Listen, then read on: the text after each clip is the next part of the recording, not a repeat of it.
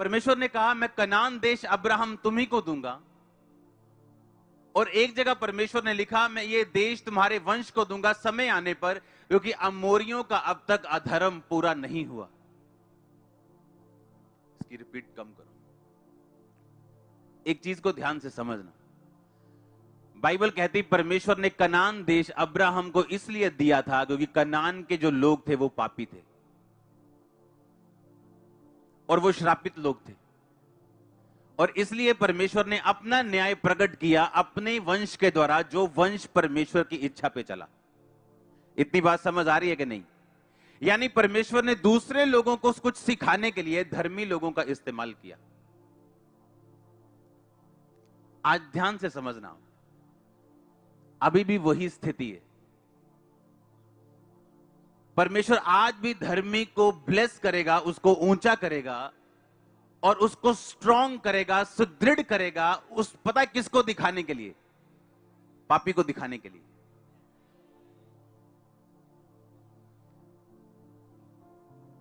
आपका फाइनेंस दूसरे के फाइनेंस से, जो अन्य जाति है उनसे ज्यादा स्ट्रांग और परमानेंट होगा। आपकी ब्लेसिंग ज्यादा क्यों? उनको दिखाने के लिए।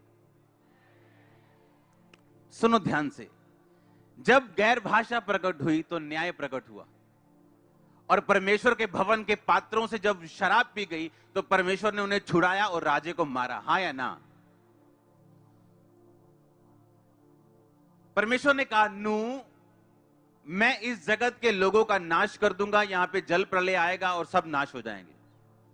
और परमेश्वर ने नूह से बातें की। नूह का मतलब है रेस्ट। नूह का मतलब क्या है? रेस्ट। एक बंदा जो रेस्ट में, वो बेड पे पड़ा हुआ शेख चिल्ली नहीं जो सोचता है सब काम अपने आप हो जाएंगे, वो वाली रेस्ट नहीं। कौन सी रेस्ट? आत्मिक रेस्ट। आज बहुत से विश्वासी अपने विश्वासी होने की कुर्सी खो चुके हैं। भले चर्च में बैठे हैं या गा रहे हैं या बजा रहे हैं या कुछ भी कर रहे हैं, क्योंकि वो रेस्ट भी नहीं।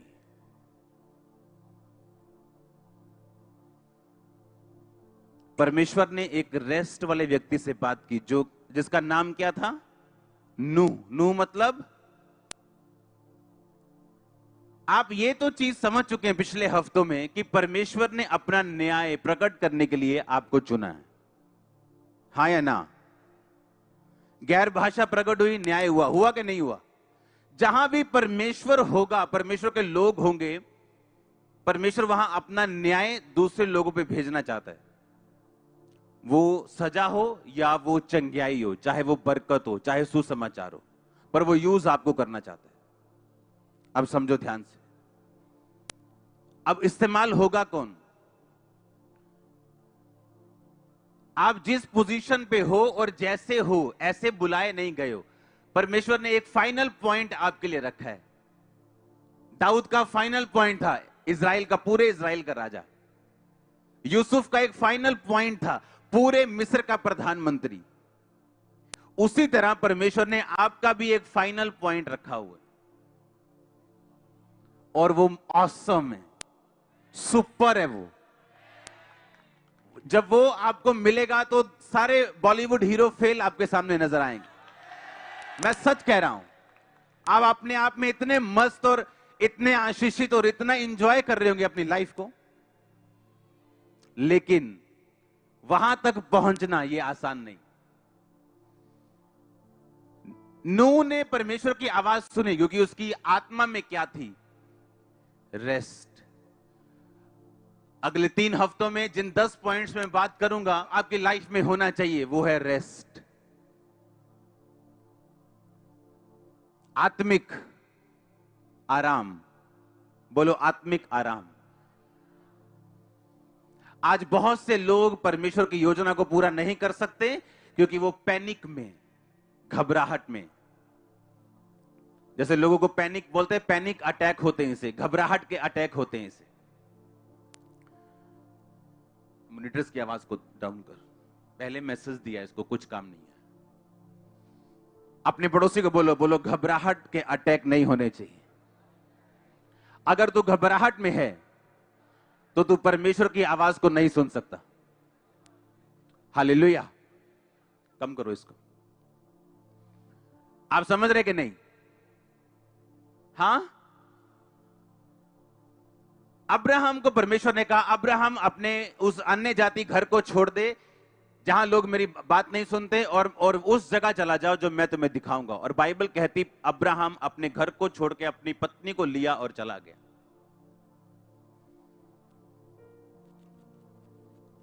मालूम नहीं था कहां जाना है। मालूम था क्या? ये क्या परमेश्वर ने जगह बताई थी कि यहां जाना है? बताओ मेरे को, हाँ या ना बोलो। परमेश्वर ने कहा था अब्राहम अपने घर से बस निकल और चला जा उस देश को जहां मैं तुम्हें दिखाऊंगा। अभी दिखाया भी नहीं किस देश को जाना है। अगर अब्राहम पैनिक में होता, घबराहट में होता, कभी भी परमेश्वर की मर्जी को पूरा ना कर पाता।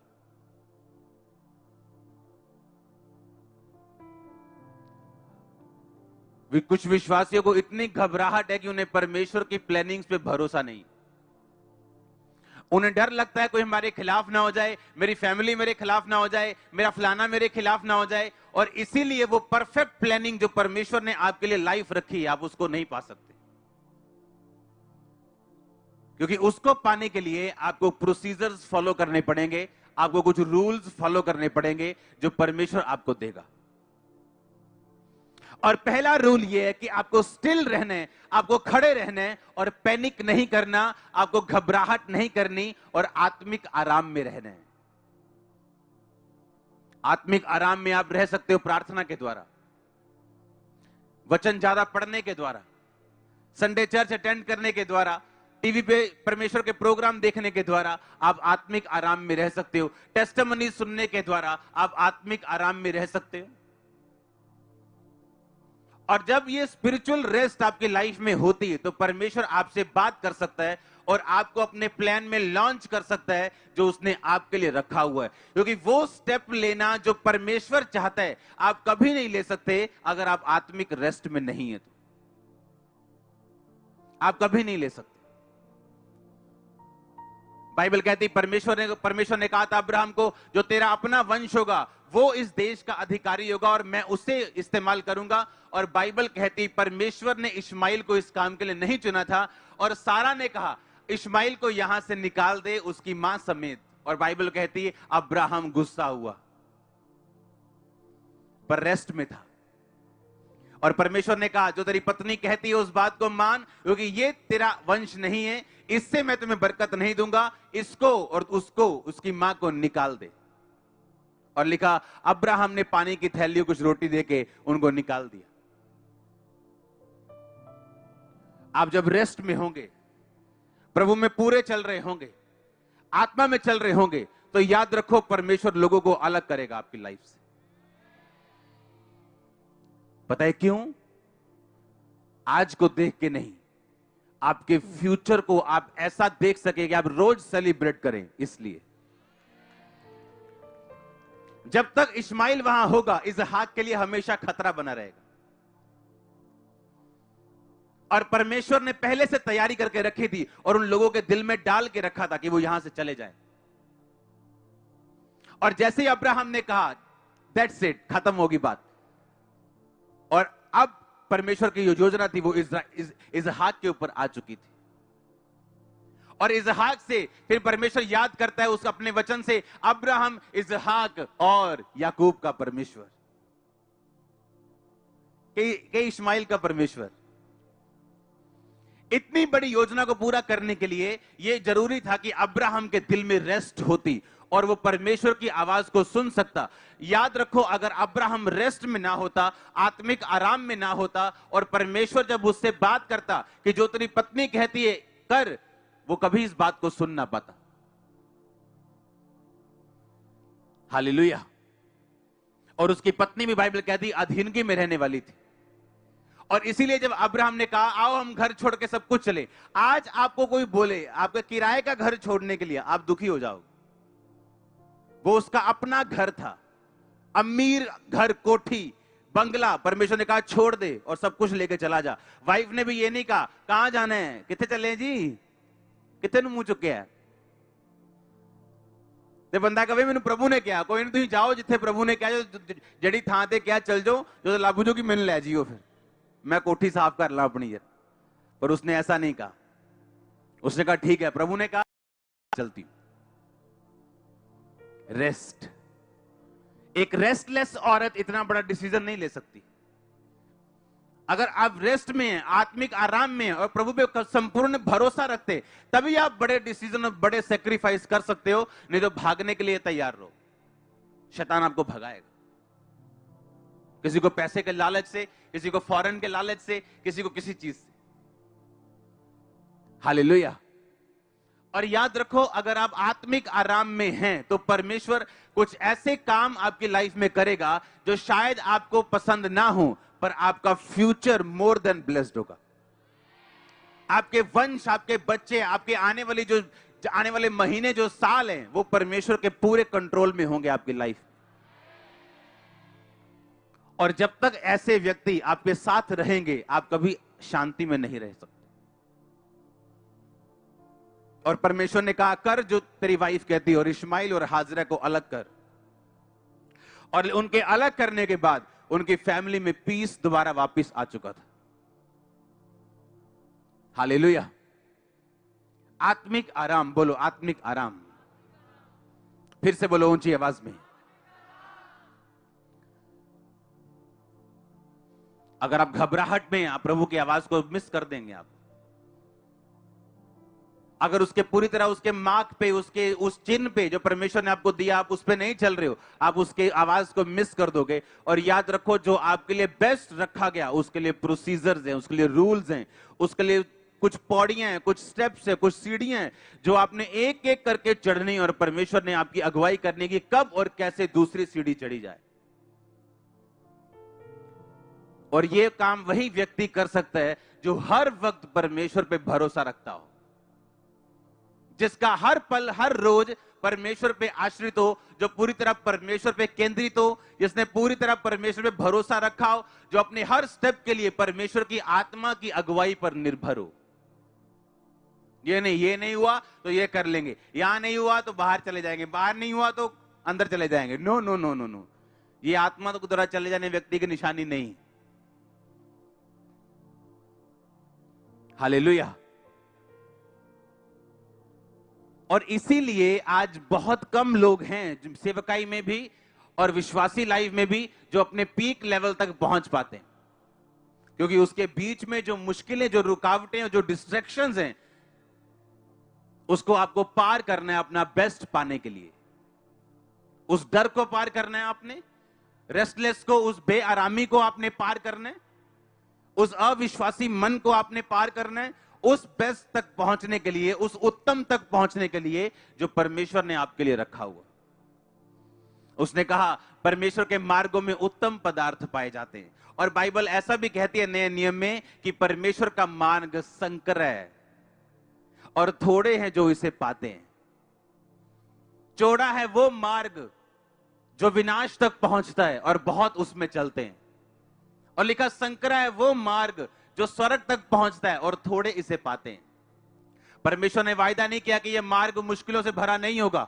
उसने कहा यह मार्ग संकरा होगा, तंग होगा, लेकिन उसके मार्ग में ऐसे उत्तम पदार्थ पाए जाते हैं जो किसी मार्ग में आपको नहीं मिलेंगे। उत्तम पदार्थों के आप मालिक होंगे, आपकी हर चीज उत्तम होगी। अगर नहीं होगी तो अपनी प्रार्थना और मेहनत से आप उसे उत्तम बनाएंगे। आपको परमेश्वर ने फाइट करने का अधिकार दिया, प्रार्थना करने का अधिकार दिया, मांगने का अधिकार दिया। आप उन लोगों की तरह दीवारों पे सिर नहीं मार रहे हो जो किस्मत के सहारे चलते हैं, बोलते जो ऊपर से लिखा गया लिखा गया। तो फिर नीचे क्या कर रहे हो? ऊपर चले जाओ। परमेश्वर ने ऐसा कुछ नहीं कहा। उसने कहा मांगो तो दिया, ढूंढो तो तुम, खटखटाओ तो तुम्हारे लिए। क्योंकि जो कोई मांगता है उसे, जो कोई ढूंढता है उसे, जो कोई खटखटाता है उसके लिए खोला जाएगा। कोई जीवित परमेश्वर ऐसा नहीं कहता कि अब मेरा बस नहीं चलता। जीवित परमेश्वर कहता मैं आज, कल और कल, कल आज और कल युगानुयुग एक सा रहने वाला परमेश्वर हूं। मैं चंगा करता था, यीशु मसीह के टाइम पे भी किया, अब भी करता हूं और करता रहूंगा। उसकी पावर ना कम हुई थी ना बढ़ी है। वो फेंटलेस, वो आकार से रहित, वो हमारे जैसा नहीं सोचता। वो उसके पास घड़ी नहीं है, उसका एक मिनट 1 साल 1000 साल के बराबर, एक दिन 1000 साल के बराबर। हां, और वो कह रहा है मांगो तो दिया। याकूब कह रहा है जब तक तुम मुझे आशीष नहीं देगा स्वर्गदूत, मैं तुम्हें जाने नहीं दूंगा। ये अधिकार है आपके पास। यहां सेटिंग करो। बोलो बोलो अपने पड़ोसी को, बोलो यहां हाथ लगा के बोलो, बोलो यहां सेटिंग करने वाली। आमीन। जब ये रेस्ट में, आत्मा रेस्ट में जाती है और आपको पूरा भरोसा है परमेश्वर के ऊपर कि वो कोई घटना, कोई ऐसी चीज आपकी लाइफ में नहीं करेगा जो इत्तेफाक से होगी। हर घटना स्वर्ग से लिखी हुई होगी आपकी लाइफ में, बशर्ते आप परमेश्वर में हो और कोई ऐसा पाप जो आपने कन्फेस नहीं किया आपकी लाइफ में ना हो। दूसरी चीज जो आपने अपनी लाइफ में देखनी है वो है वंशों के ऑल्टर, वंशों के श्राप से प्रैक्टिकल मुक्ति। ये आपकी लाइफ में जरूरी है। हालेलुया। अब्राहम परमेश्वर में आया, उसकी वाइफ को 90 साल बाद बेबी हुआ कि नहीं हुआ? अब उसके बेटे की शादी हुई, सेम प्रॉब्लम उसके बेटे की लाइफ में थी, उसकी वाइफ 20 साल बांझ रही। बशर्ते आप परमेश्वर में आ चुके हो, पर आपको यह देखना है कि आपकी फैमिली में कौन से वंशों के श्राप काम करते हैं। उनके अगेंस्ट, उनके खिलाफ प्रार्थना करनी, छूटने की इच्छा रखनी और लगातार फाइट करनी प्रैक्टिकली आपको छुड़ाएगा। आप मसीह में नई सृष्टि हैं, पुरानी बातें। अब अगर जो कर्जा मसीह में आने से पहले 5 लाख का था, क्या वो बीत गया? नहीं बीता ना। वो तो है ना कि उसको बोल दिया भाई साहब पुरानियां गल्लां देखो हो गईयां बीत। देखो वचन कहना पुरानियां गल्लां गईयां बीत, हुण तुसीं घर ना आईओ साडे, ते बंदे ने तुहानूं जेल च कराया होया अगले दिन। हां, इसका मतलब पुरानी बातें कि वो कर्ज, वो श्राप, वो शैतान जो उस कर्जे का कारण है वो खत्म हो चुका है। अब तुम बेटर प्लेटफॉर्म के ऊपर हो जहां से तुमको परमेश्वर की समझ है। तुम प्रार्थना करोगे, विश्वास करोगे, परमेश्वर में चलोगे, तुम बोओगे, सब काम करोगे और मैं तुम्हें उस कर्जे से फ्री कर दूंगा और उसे बीती बात कर दूंगा। आप समझ रहे क्या? पुरानी बातें बीत गई का मतलब ये नहीं है जो आप समझ रहे। पुरानी बातें बीत गई मतलब वो रूट खत्म हो चुका है, वो शैतान खत्म हो चुका है। लेकिन अगली मेहनत आपने करनी, प्रार्थना आपने करनी, फाइट आपने करनी, बोना आपने, ताकि वो आप बेटर प्लेटफॉर्म का यूज करके पुरानी चीजों को प्रैक्टिकली खत्म कर सके। आपको मालूम है आपकी मम्मा को, आपके नानी को और पड़नानी को यूट्रस की प्रॉब्लम है, मम्मी को यूट्रस की। अब वो यूट्रस प्रॉब्लम आपकी वेट कर रही है अगर आप प्रेयर में नहीं हो तो। वो डाइवोर्स अब आपका वेट कर रहा है अगर आप प्रेयर में नहीं हो तो। वो कैंसर, वो कंडीशन अब आपका वेट कर रही है अगर आप प्रेयर में अपने आप को उससे डिस्कनेक्ट नहीं करोगे और प्रैक्टिकली उनसे फ्री नहीं होगे। कुछ फाइट्स जो आप अपनी लाइफ में कर रहे हो वो आपके पाप का नतीजा नहीं, बल्कि आपके फोर फादर्स के पाप का और वो श्राप का नतीजा है। और आपको यह बात समझनी है कि कौन सी आत्मा, कौन सा वंश का श्राप मेरे बाप दादाओं से चलता आ रहा है और मैंने उनसे मुक्ति कैसे पानी। और अगर यह विश्वासी नहीं समझ पाता, वो अपने आप को विक्टिम समझता है, अपने आप को बेचारा समझता है और परमेश्वर की ओर बाहें फैला के बोलता है कि परमेश्वर मेरे साथ ऐसा क्यों हो रहा है। और इसीलिए परमेश्वर ने चर्च ठहराई है, परमेश्वर ने अलग अलग स्थान पे आत्मिक लोग ठहराए जो ये बात बता सकें और आपके कानों में डाल सकें कि परमेश्वर का कोई कसूर नहीं, उसका कोई इसमें हाथ नहीं। आपने इन बातों को समझना है और प्रार्थना करके इनसे आजाद होना है। हालेलुया।